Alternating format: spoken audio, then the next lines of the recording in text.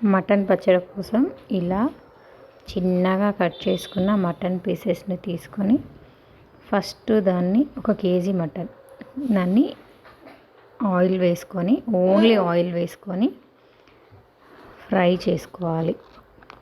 సిమ్లో పెట్టి మీడియం కానీ సిమ్లో కానీ పెట్టి ఫ్రై చేసుకోవాలి. ఎలా అంటే ముక్కలన్నీ రెడ్ కలర్ అయ్యే వరకు. ఎంత ఓపికగా చేస్తే అంత ఎక్కువ రోజులు నిలవ ఉంటుంది.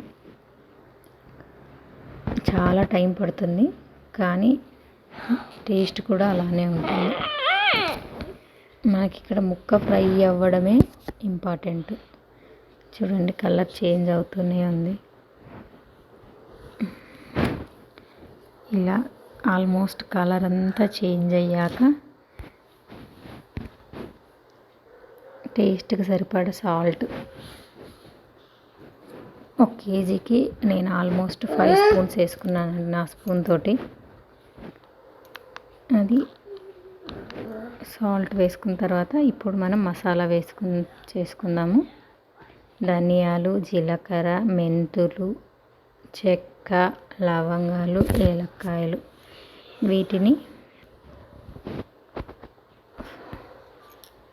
ఫ్రై చేసుకొని కొంచెం వేగాక మిక్సీలో తీసుకొని ఒక 3 ఎల్లిపాయలు మొత్తం వేసుకొని మిక్సీ పట్టుకోవాలి. ఇప్పుడు దాన్ని పక్కకు పెట్టుకొని టేస్ట్కి సరిపడా కారం వేసుకొని మనం ముందుగా రెడీ చేసి పెట్టుకున్న మసాలాని వేసి కలపాలి. ఇదంతా బాగా ముక్కలకు పట్టించిన తర్వాత ఇప్పుడు మళ్ళీ దానికి తగినంత ఆయిల్ వేసుకొని పోపు పెట్టుకుందాం.